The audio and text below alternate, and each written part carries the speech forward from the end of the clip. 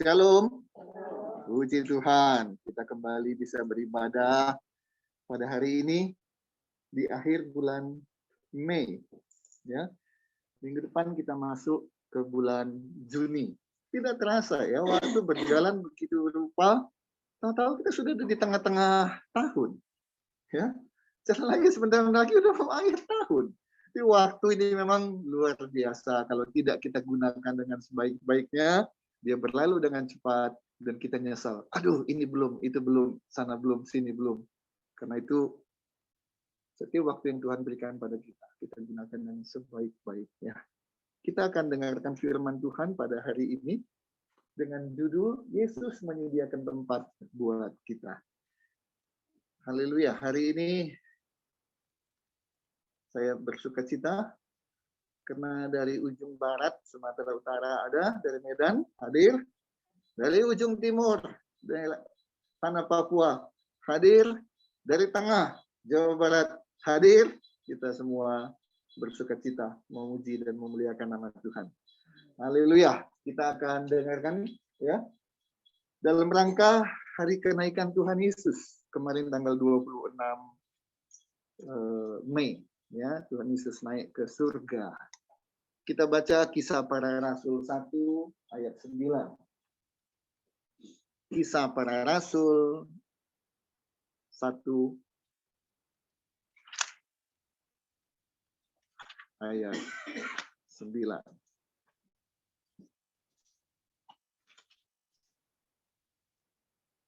Sepuluh dan 11.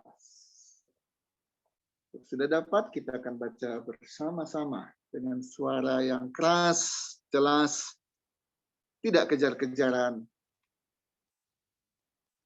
1, 2, 3. Sesudah ia mengatakan demikian, terangkatlah ia disaksikan oleh mereka, dan awan menutupnya dari pandangan mereka. Ketika mereka sedang menatap ke langit, waktu ia naik itu, tiba-tiba berdirilah 2 orang yang berpakaian putih dekat mereka dan berkata kepada mereka, "Hai orang Galilea, mengapakah kamu berdiri melihat ke langit? Yesus ini yang terangkat ke surga, meninggalkan kamu, akan datang kembali dengan cara yang sama seperti kamu melihat dia naik ke surga." Amin. Puji Tuhan. Mari kita lihat 3 ayat dari Kisah Para Rasul 1 ayat 9. Terangkatlah ia, Yesus terangkat, naik, naik, naik, naik, dan lenyap. Kemana Tuhan Yesus pergi? Ke surga. Kami kemarin 3 hari ada di Cisarua, ya, reuni 54 tahun nggak ketemu, 54, udah beberapa yang nggak ada. Udah 3 hari ke sana, selesai, pulang kemana? Ke rumah. Masa ke rumah orang lain? Ya, itu mampir namanya. Pada akhirnya pulang kemana? Ke rumah. Yesus pulang ke rumah. Rumahnya ada di surga. Ya. Jadi satu hal yang harus kita catat, hanya pemilik yang boleh pulang ke rumah. Yang bukan pemilik, dia tidak pulang ke rumah orang lain. Dia hanya pulang ke rumah. Jadi kita beriman, Yesus bisa pulang kembali ke surga karena dialah pemilik surga. Jadi tidak ada orang lain yang bisa klaim surga itu miliknya. Orang lain numpang. Ya, kunci surga ada di tangan orang ini. Tidak ada. Yesuslah yang punya surga. Makanya dia bisa balik ke tempat miliknya. Ya, yang itu yang pertama. Dia terangkat, dia pulang kembali ke rumahnya. Ya. Yang kedua, dia akan datang kembali. Nah, ini dia. Dia akan datang kembali. Suka tidak suka, dia akan datang kembali. Ngapain? untuk juga menjemput dan mengangkat kita. Nah, di sini saya ingat, mari kita baca Yohanes 14 ayat 2 dan 3. Yohanes 14 ayat 2 dan 3.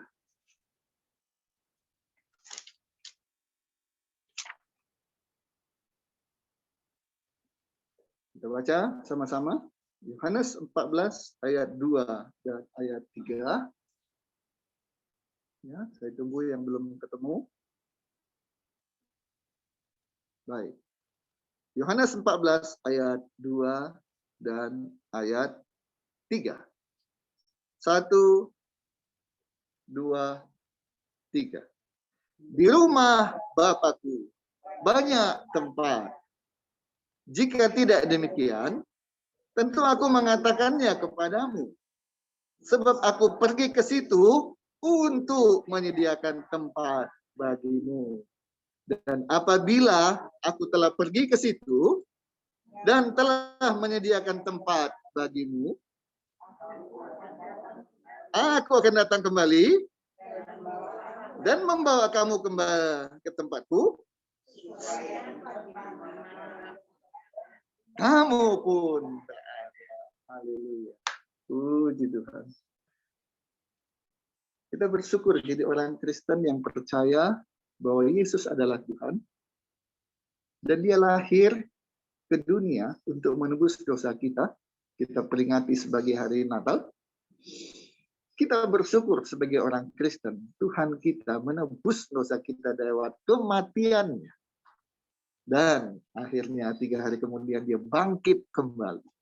Kita rayakan sebagai hari Paskah. Tapi untuk apa dia lahir, untuk apa dia bangkit, kalau dia tidak naik ke surga menyediakan tempat bagi kita. Kita peringati sebagai hari kenaikan Tuhan Yesus. Ada janji Tuhan. Janjinya ya dan amin. Yesus menyediakan tempat bagi kita. Tempat sudah tersedia? Sudah. Nah, pertanyaannya, tempat itu buat siapa? Buat saya dan buat saudara sekalian. Ya. Pertanyaan berikutnya, tempat yang sudah disediakan bagi kita, akankah kita nanti sampai ke sana? Nah, itu dia. Jangan terlalu puas. Saya udah Kristen, saya sudah melayani ini itu dan sebagainya. Apakah jaminan? Tunggu dulu. Bukan langkah awal yang menentukan, tapi langkah akhir. Karena itu tetap setia. Tetap pertahankan kesetiaan kita dan kekudusan kita. Sebab ketika langkah terakhir kita ternyata kejeblos, maka apapun yang sudah pernah kita lakukan percuma, dan nanti Tuhan akan bilang, aku tidak kenal engkau, hai orang-orang yang berbuat kejahatan. Jadi hati-hati, jaga hidup kita ini supaya sesuai dengan apa yang Tuhan mau. Ya, jadi sudah tersedia, itu ya dan amin. Tuhan sudah sediakan tempat bagi kita. Tempat bagi anak-anaknya yang memang mau menuju ke sana. Tapi tidak semua orang bisa seenaknya, semaunya untuk sampai ke sana. Ya.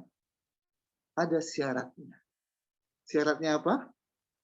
Orang yang bisa masuk ke tempat yang Tuhan sediakan adalah orang-orang yang berkenan kepada. Tiketnya kelihatan murah, gampang. Gampang ya. Asal berkenan, bisa. Bisa. Gampang. Tapi untuk bisa berkenan, tidak semudah kita mengucapkannya. Tuhan, aku berkenan di hadapanmu. Tuhan, perkenankan aku ya. Tidak semudah itu. Ada hal yang harus kita lakukan agar hidup kita berkenan di mata Tuhan. Apa itu? Kita buka Roma pasal 12 ayat 2.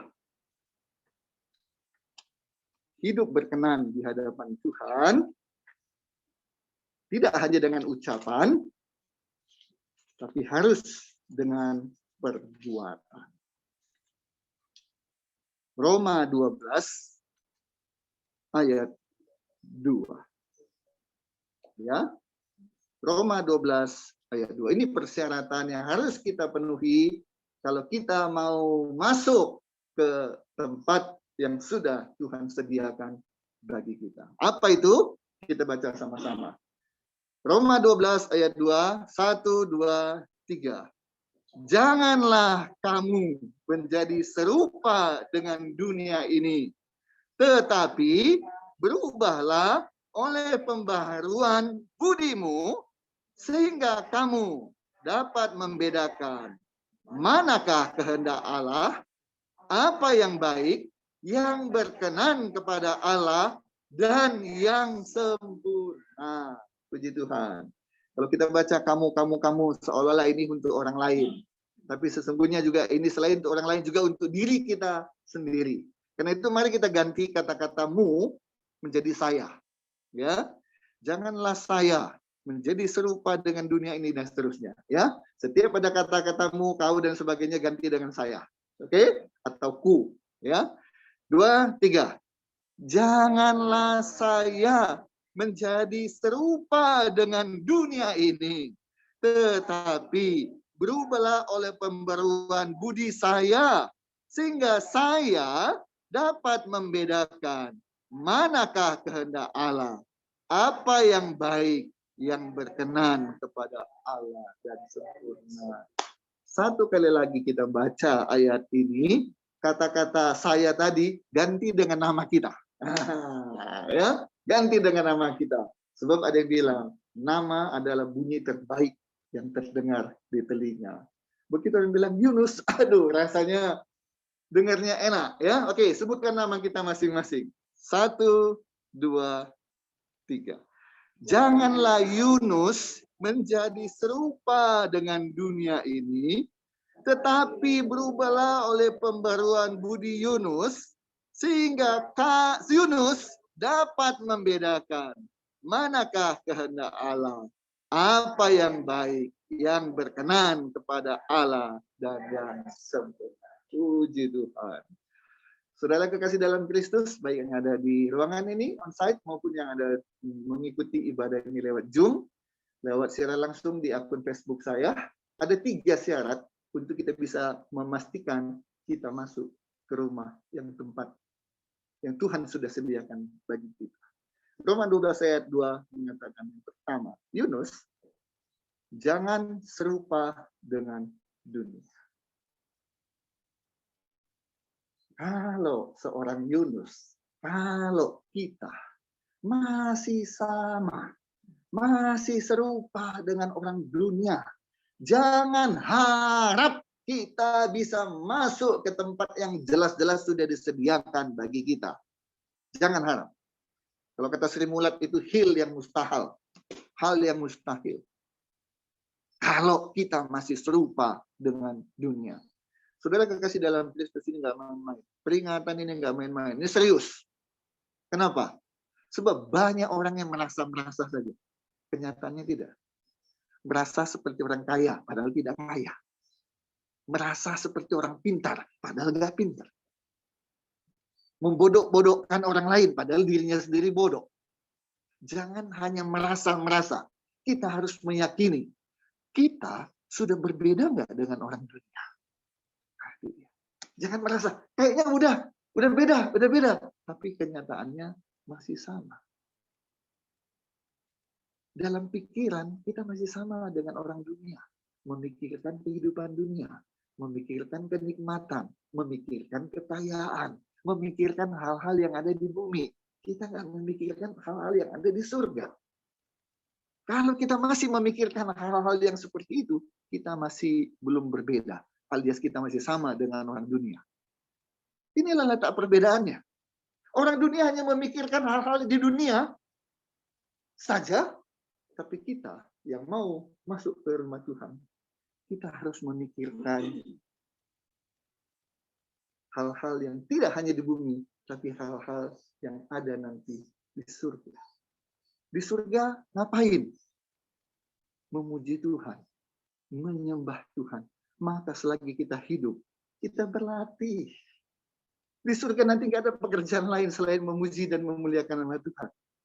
Jadi selama hidup, kita bekerja, kita rekreasi, kita makan-makan.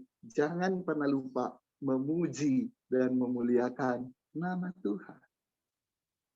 Jangan mabuk, jangan silau dengan kehidupan dunia, sehingga untuk ibadah pun kita, masih ada minggu depan.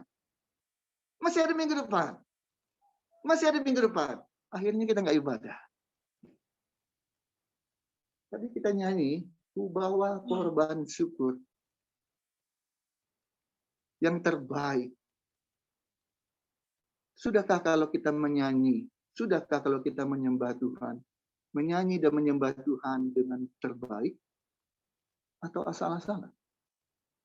Ketika kita bernyanyi mengeluarkan suara, sudah kita menyanyi dengan hati kita? Atau hanya sekedar bibir dibuka, suara terdengar sedikit? Sudah? Itukah yang terbaik yang kita bisa berikan buat Tuhan? Seringkali saya mengajar pada jemaat, setiap ibadah kita menyenangkan hati Tuhan, bukan menyenangkan hati manusia, bukan menyenangkan hati gembala, tidak, menyenangkan hati gembala yang agung. Karena itu, berikan yang terbaik. Apa itu? Satu, kalau kita diundang oleh pejabat, berani kita datang terlambat? Kalau kita nonton bioskop, udah bayar, mau kita datang terlambat? Nggak ada yang mau. Semua masuk sebelum mulai. Karena nggak merugi. Nanti ketinggalan cerita awalnya bagaimana. Ibadah adalah acara yang puncak, paling top dalam hidup kita. Sebagai ucapan terima kasih kita kepada Tuhan. Lewat apa? Ibadah. Dulu nama ibadah, istilahnya bukan ibadah, tapi apa? Kebaktian. Kita berbakti kepada Tuhan. Kita menyenangkan hati Tuhan. Lewat apa? Lewat ibadah, lewat kebaktian. Karena itu, jangan datang terlambat. Kalau masih terlambat, itu masih sama dan serupa dengan dunia. Kita ini hidup di dunia, betul. Tapi kita sedang mempersiapkan diri untuk kembali ke rumah Bapa. Karena itu, hal-hal yang kita mau tinggalkan, sedikit demi sedikit mulai berkurang, tapi hal-hal yang mau kita alami nanti di surga, harus mulai kita persiapkan. Senangkan hati Tuhan. Datang jangan terlambat waktu ibadah. Kecuali ada hal-hal yang luar biasa lah. Jangan sengaja datang terlambat. Yang kedua, menyanyi, memuliakan nama Tuhan. Lakukan yang terbaik dengan suara. Bukan merdu ya, tidak. Bukan soal merdunya, tidak. Tapi berbeda orang yang menyanyi dengan hatinya, dengan sukacita. Dengan orang bernyanyi dengan seadanya. Pasti beda. Pasti beda. Bertepuk tangan juga. Berbeda orang hanya bertepuk tangan dengan biasa-biasa, dengan bertepuk tangan dengan hatinya, dengan sesuatu yang terbaik yang diberikan untuk Tuhan. Beda. Beda. Beda. Jangan serupa dengan dunia.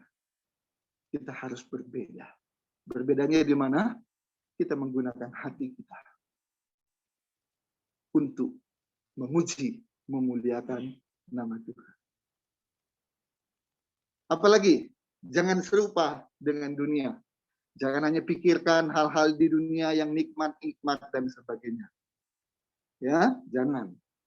Juga dalam ucapan. Ada satu istilah, bahkan dinyanyikan sebuah lagu. It's only word.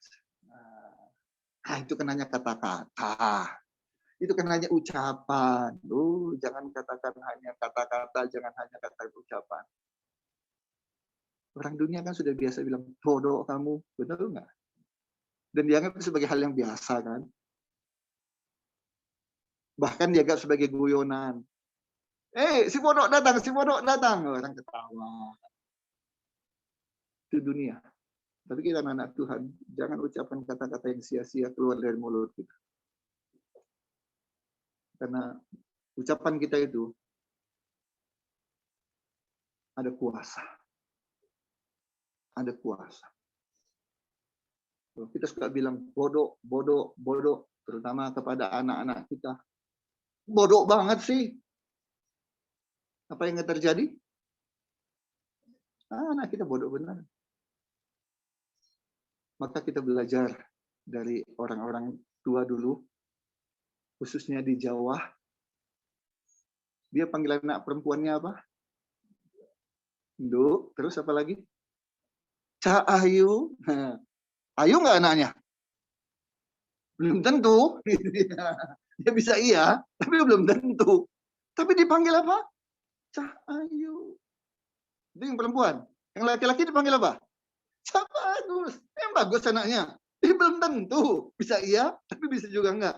Tapi tetap dipanggil Cak Bagus. Itu kata-kata. Hati-hati. Jangan sama dengan orang dunia. Sembarangan aja. Ini mulut nggak ada remnya. Brengsek, anjing, babi. Oh, kebun binatang keluar. Monyet, segala macam. Kasihan ya, binatang itu nggak tahu apa-apa. Kok dijadikan kambing hitam ya. Diucap-ucapkan namanya. Jangan kita serupa dengan orang dunia. Mulut kita ini dipakai untuk kemuliaan nama Tuhan. Bukan untuk yang sia-sia. Jangan bilang, it's only words. Tidak. Tidak. Jaga mulut kita ini. Ya, hanya keluar kata-kata yang menyenangkan hati Tuhan. Ya, kadang-kadang keceplosan. Iya, keceplosan kok sering. Itu mah kebiasaan namanya, bukan keceplosan. Hati-hati, mulut kita jaga. Jangan sama dengan dunia. Apalagi perbuatan kita tentunya. Jangan sama dengan dunia.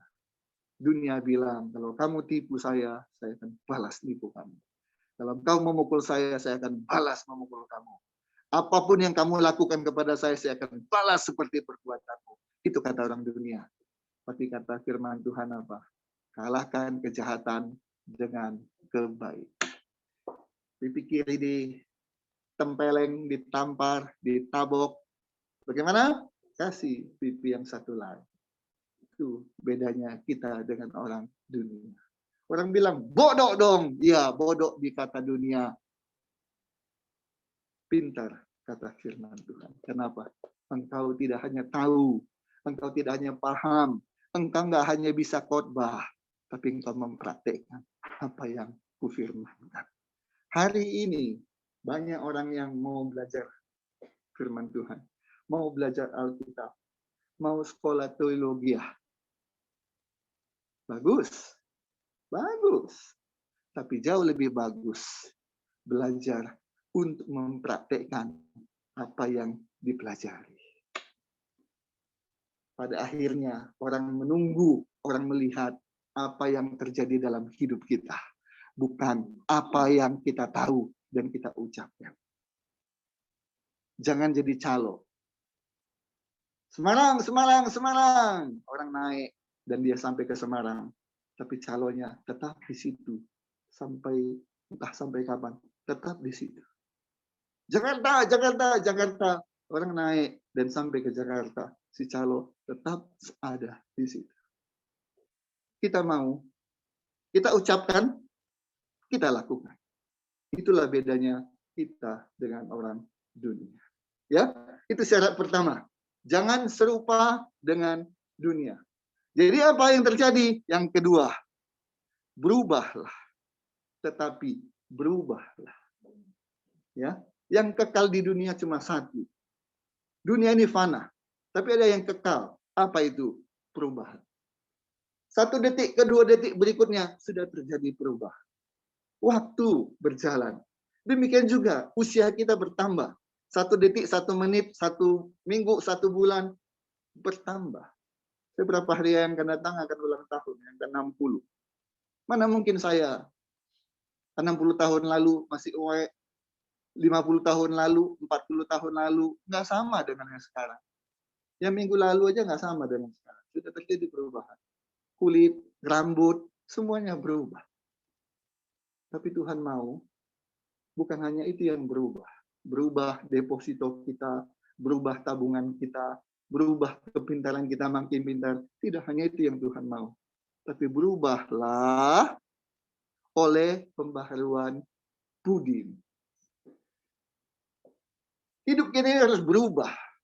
Kelakuan kita harus berubah. Jangan hanya kesatria bajak hitam. Berubah gitu ya. Tapi hidup kita betul-betul mengalami perubahan. Aku berubah. Sungguh ku berubah. Kapan itu? waktuku serahkan semua. Apa yang ada pada hidup kita, kita serahkan pada Tuhan. Tuhan, bentuklah aku. Ya, ini bejana, bentuklah Tuhan. Maka hidup kita pasti berubah. Ucapan kita berubah. Kelakuan kita berubah. Penampilan kita berubah. Dan orang bilang, inilah anak Tuhan. Nah, dan Tuhan akan bilang, sabaslah hai hambaku yang setia. Dan masuklah ke tempat yang sudah kusediakan. Oh, haleluya. Jadi Bapak Ibu sekalian, hidup ini nggak hanya mengalir ya. Hidup ini nggak hanya lewat begitu saja ya. Tidak. Hidup ini adalah perjuangan. Berjuang apa? Untuk berubah. Sebab berubah itu tidak mudah. Berubah untuk menjadi lebih buruk, itu gampang. Berubah untuk menjadi lebih jahat, itu jauh lebih gampang.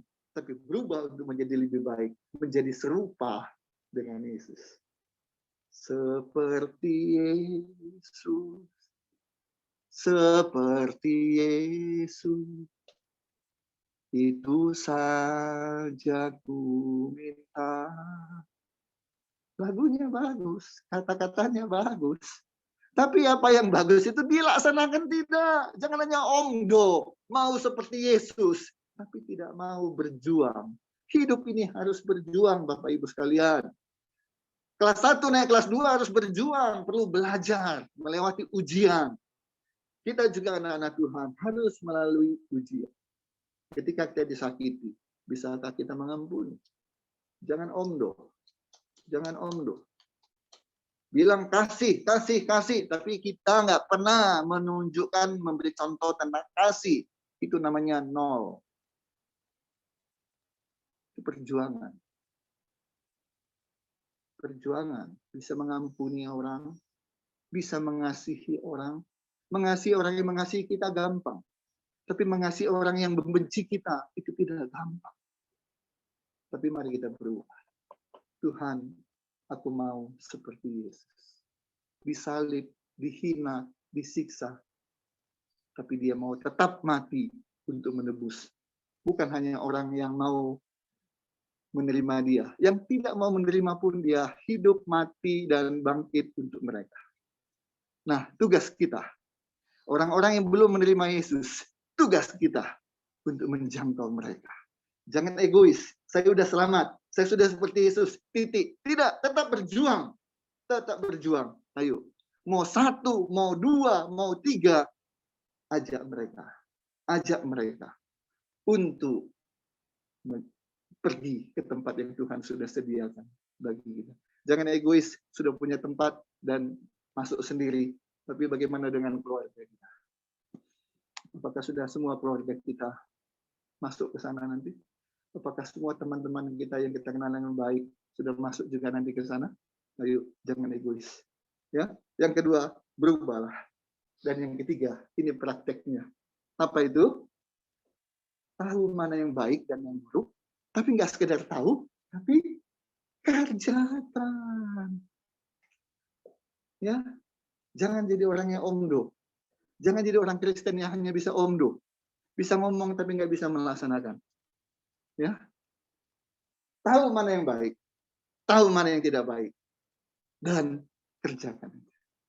3 syarat. Jangan serupa dengan dunia. Kita harus berbeda, anak-anak Tuhan harus berbeda. Berubah. Orang melihat perubahan itu dalam hidup kita. Ya, saya sering mengatakan begini, Bapak Ibu sekalian. Seorang istri ketika suaminya bilang, kamu harus berubah, Ma, Mami, Ibu, harus berubah, nggak boleh begini, nggak boleh begitu. Dengan entengnya si istri bilang, gampang. Gampang kalau saya berubah. Gampang itu. Yang penting, papi berubah dulu. Itu. Ayah berubah dulu, bapak berubah dulu. Kalau saya gampang. Artinya apa? Jangan nyuruh orang berubah, dia nggak mau berubah. Itu dia. Ya. Kemudian ibu bilang kepada anaknya, kamu harus berubah. Si anak dengan gampang bilang, gampang saya berubah, tenanglah. Yang penting Bapak berubah dulu. Gitu. Ya. Kalau suami berubah, istri ikut berubah. Orang tua berubah, anak-anak ikut berubah. Kenapa? Dunia sedang menunggu dan melihat adakah bukti bahwa kita ini adalah anak Tuhan. Karena khotbah yang terbaik bukan lewat mimbar. Khotbah terbaik adalah lewat kehidupan kita. Itu yang dilihat orang. Kalau dia melihat kita berubah jauh lebih baik dari hari demi hari, maka dia akan bilang, saya juga mau ikut kamu. Tapi kita capek ngajak orang, capek khotbah, orang nggak berubah. Karena dia bilang, percuma, kamu aja nggak berubah. Ayo, ya, terjadi perubahan. Apa yang kita tahu, itu yang kita kerjakan. Maka yakinlah, nggak usah ragu-ragu, tempat kita, tempat yang sudah disediakan oleh Tuhan. Ya, jangan bingung, jangan ragu, jangan takut, tempat kita sudah tersedia. Masalahnya, pastikan kita nggak nyasar, nggak kepleset. Ya, pastikan kita ada di rumah Bapa. Amin. Haleluya. Mari kita berdoa. Tuhan Yesus, terima kasih firman sudah kami dengarkan. Tempat sudah Engkau sediakan bagi kami. Terima kasih Tuhan Yesus. Saat kami masih ada di bumi, kami mau Tuhan, hidup kami ini tidak hanya fokus pada hal-hal duniawi, tapi kami juga mulai berpikir tentang hal-hal rohani dan mulai bertindak, berbuat seperti apa yang Tuhan inginkan selama kami masih ada di bumi. Menjadi saksimu, menjadi terang, menjadi garam, menjadi teladan bagi orang-orang yang ada di sekeliling kami. Karena kami tidak boleh egois. Kami tidak hanya ingin pulang sendiri ke tempat yang Kau sudah disediakan, tapi kami juga ingat pada saudara-saudara kami yang masih belum Tuhan menerima Engkau sebagai Tuhan dan Juru Selamat mereka. Pada teman-teman kami, Tuhan pakai kami Tuhan untuk mengajak mereka, untuk memperkenalkan mereka kepada Yesus. Selagi masih ada waktu, kami akan gunakan waktu itu dengan sebaik-baiknya. Terima kasih Tuhan Yesus. Kami percaya kami satu waktu kelak akan bertemu muka dengan Tuhan kami, Tuhan Yesus Kristus. Haleluya. Amin. Puji Tuhan. Mari kita berdiri bersama-sama.